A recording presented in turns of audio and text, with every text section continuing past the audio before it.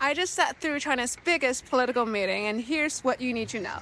Once a year, thousands of lawmakers from across China gather in Beijing for one big task, setting the country's priorities for the year ahead. This is where China decides its economic goals, key policies, and what's next for people's daily lives. So I was just inside the Great Hall of the People, listening to the premier deliver the government work report.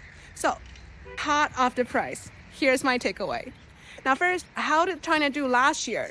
Well, the biggest focus is GDP. The economy grew 5%, reaching 134.9 trillion yuan. So that keeps China among the world's fastest growing major economies, contributing about 30% to global growth. But what I'm really watching are policies that affect daily life, like income, jobs, and social welfare, because at the end of the day, that's what affects us directly, right?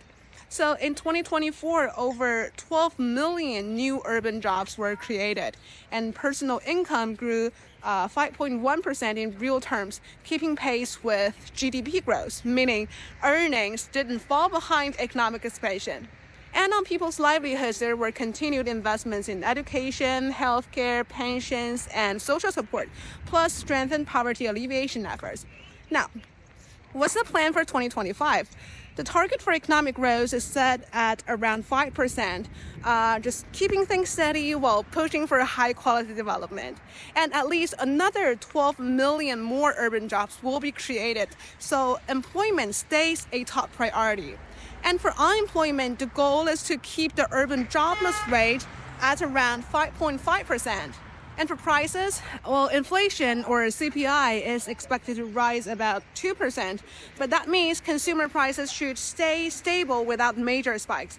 And for incomes, the goal is for earnings to grow in step with the economy. So as the country develops, people's financial well-being improves too.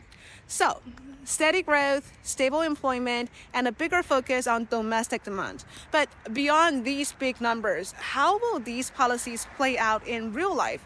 Will job creation keep up with the changing economy? Will incomes rise fast enough to match the cost of living? These are the things to watch in 2025. Well, more updates are coming. Stay tuned.